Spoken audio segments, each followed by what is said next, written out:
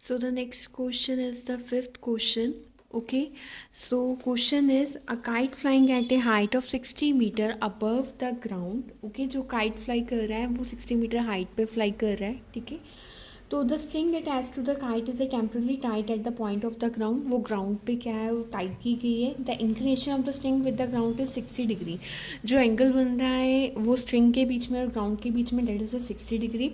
Find the length of the string assuming that there is no slack in the string. Mean कोई भी ढीलापन नहीं है उसमें, ठीक है. और हमने क्या निकालनी है, स्ट्रिंग की लेंथ निकालनी है. ओके, सो देखो ये हमारी काइट की हाइट है, that is the 60 metre from the ground. Okay, जो ये स्ट्रिंग है जो काइट के साथ अटैच है और ये ग्राउंड है हमारा, ठीक है, जिसके साथ इसका एंगल कितना बन रहा है, 60 डिग्री का बन रहा है. ओके, तो यहाँ पे एक तो हमारे पास परपेंडिकुलर है और हाइपोटेनस हमने निकालना है.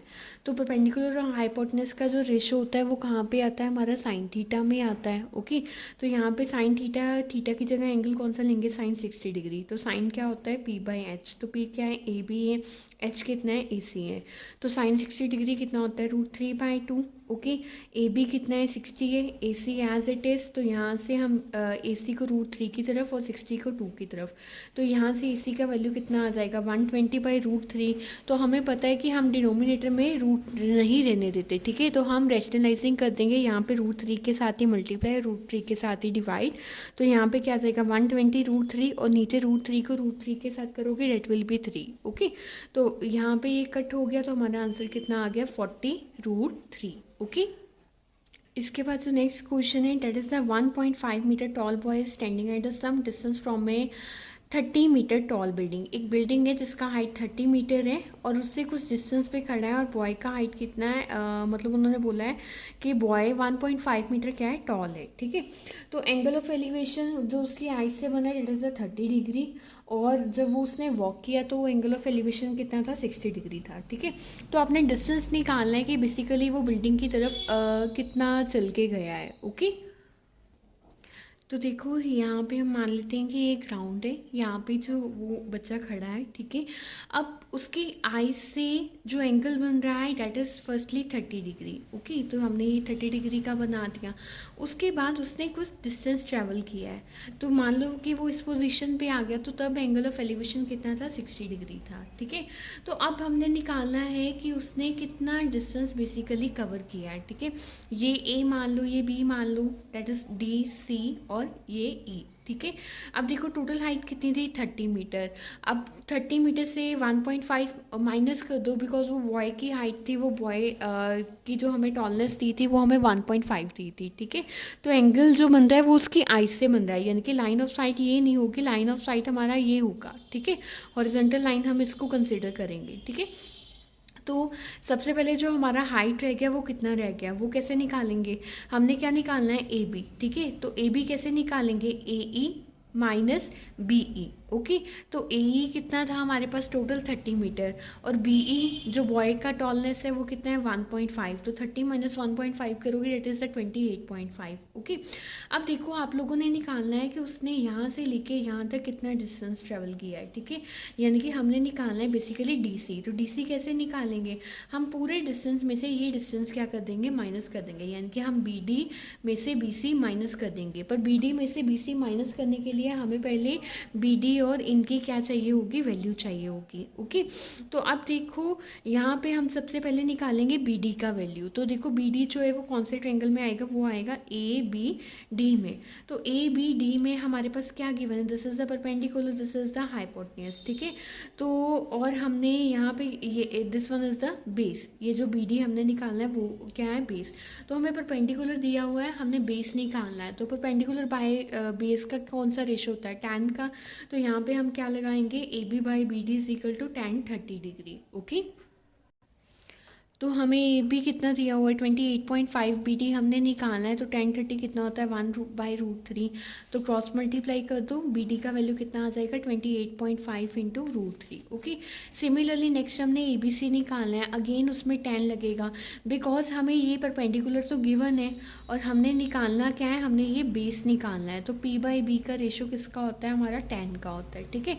तो A B by B C tan 60 degree, tan 60 degree का वैल्यू क्या होता है, √3. ए बी कितना कितना है 28.5, तो यहाँ पे ये कितना आ जाएगा 28.5 √3 इज इक्वल टू BC। ठीक है, तो हमारे पास BC का भी वैल्यू आ गया और BD का भी वैल्यू आ गया। तो हमने निकालना क्या था DC का, तो DC हमने क्या लिखा था formula BD minus BC।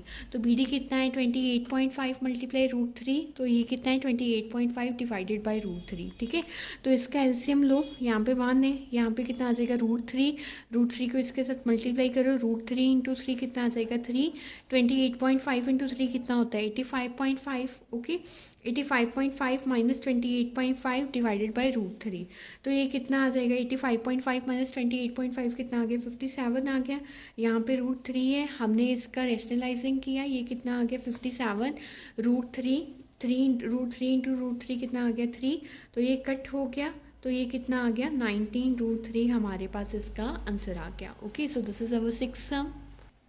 Next sum is the 7th sum. 7th sum क्या है, from a point on the ground the angle of elevation of the bottom and the top of a transmission tower fixed at the top of a 20 meter high building are 45 degree and 60 degree। ठीक है, तो उन्होंने बोला है कि जो angle है it is the 45 degree and 60 degree. Okay, तो ये बेसिकली हमने हाइट ऑफ टावर निकालना है। ठीक है, जो हमारी बिल्डिंग के साथ जा रहा है। ओके, तो हम हाइट ऑफ टावर यहाँ पे क्या करेंगे, कैलकुलेट करेंगे। ओके, तो यहाँ पे देखो हमारी हाइट ऑफ टावर क्या है, हाइट ऑफ बिल्डिंग क्या है BC, वो 20 दी हुई थी हमें यहाँ पे। ठीक है, एक एंगल, ये टोटल एंगल जो बन रहा है 60 डिग्री बन रहा है और जो बिल्डिंग तक का बन रहा है that is the 45 degree. Okay, तो जो टावर तक का एंगल है वो 60 डिग्री है, जो बिल्डिंग का है वो 45 डिग्री है। तो हमने हाइट ऑफ टावर निकालना है, यानी कि हमने AB निकालना है।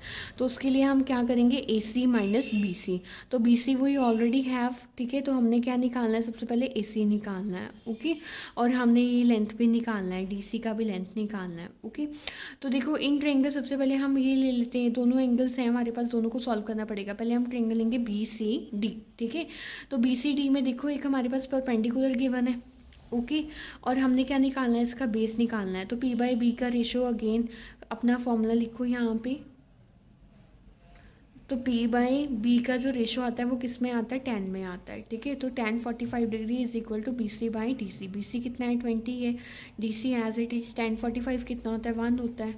तो यहाँ पे इसको क्रॉस मल्टीप्लाई करो, DC का वैल्यू कितना आ गया 20 आ गया। ओके, DC हमें क्यों निकालना पड़ा, क्योंकि हमने AC निकालना है। ओके, अब AC निकालने के लिए हमें ये पूरी ट्रायंगल लेनी पड़ेगी ACD। ठीक है, तो इसमें भी जो एंगल बनेगा 60 डिग्री का बनेगा। ओके, क्योंकि देखो यहाँ पे हमारे पास DC है, हमारे पास क्या है, बेस है।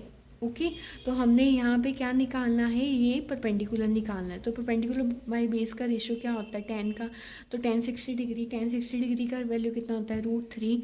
तो DC कितना है 20, तो हमारा AC कितना आ गया 20 √3। अब हमने लास्ट में क्या निकालना था, हमने निकालना था height of tower. Height of tower क्या होता है, AB निकालनी थी ना, तो AC माइनस BC, AC है 20 √3 और BC है 20, तो 20 बाहर निकाल लो, अंदर कितना रह गया √3 - 1। Okay, so this is the sum number 5th, 6th and 7th।